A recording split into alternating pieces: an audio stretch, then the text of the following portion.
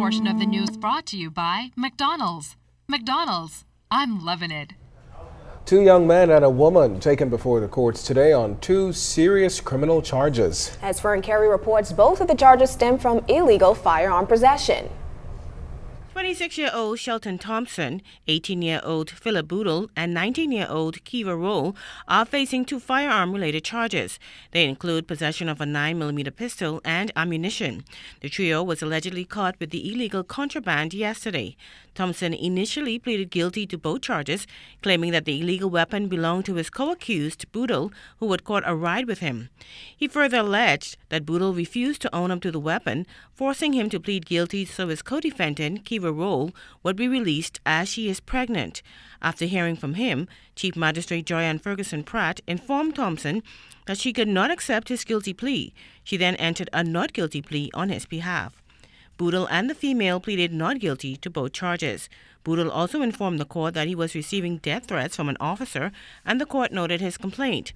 Prosecuting Sergeant Clifford Daxon objected to bail for Thompson as he is on bail for murder and has breached reporting conditions. Thompson is also wearing an electronic monitoring device. Boodle's bail was deferred and the female was granted $10,000 bail with two sureties. Now all of the defendants return to court next Tuesday for a status hearing. Fri, ZNS Network News.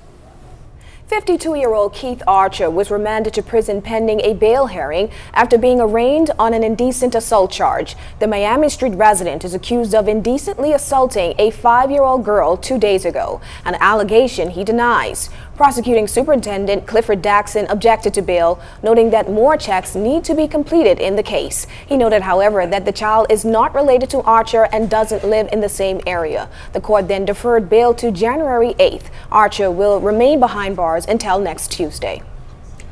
An American man has been arrested for a shooting incident on Current Island. Reports are shortly after 1:30 this afternoon, police in Eleuthera, acting on intelligence, went to a bushy area at Current Island where they arrested the 29-year-old in connection with a shooting that has left a man fighting for his life in hospital since Tuesday. The victim was airlifted to hospital in New Providence, where we understand that he remains in serious condition. Well, it may have been a disappointing fourth-place finish during the 2014 BTC Boxing Day Junkanoo Parade for the world-famous Valley Boys Junkanoo Group, but on New Year's morning, the group came back with an obvious vengeance, claiming the top spot and bragging rights for the entire year yet again. LaDon Davis spoke to the deputy chairman of the New Year's Day champions. On New Year's morning, the defending champions, the Valley Boys, proved once again why they should hold on to their crown. You see, the creative yet energetic world-famous group pulled out all the stops with their theme, Pirates of the Caribbean. The win is a bittersweet one for them, as it's a second stellar performance without their leader and founder, the late Winston Gus Cooper.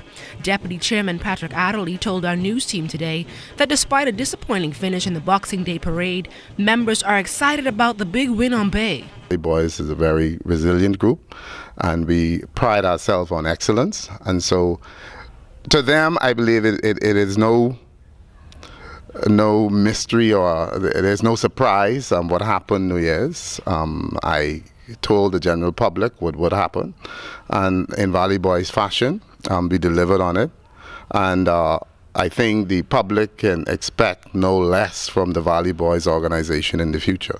The deputy chairman of the group with the most wins in the history of Junkanoo says they plan to be quite vocal in meetings with members of the JCMP on ways to improve the quality of both holiday parades. Fiasco in Boxing Day, and of course our disapproval with the cancellation of the third lap at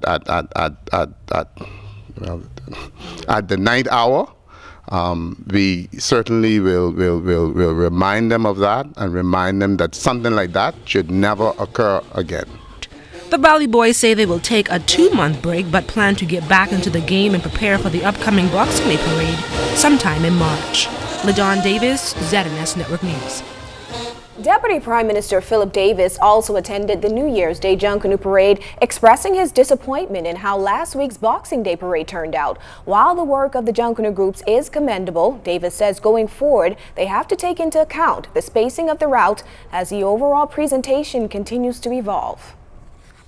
If we're going to continue to have pieces as large as they do now have, we should have, it should be separated from the actual parade, the actual junkanooing walking down the streets. But again, that's some of the things that I think the Junkanoo Commission or National Junkanoo Committee should look into to better improve the effectiveness of this.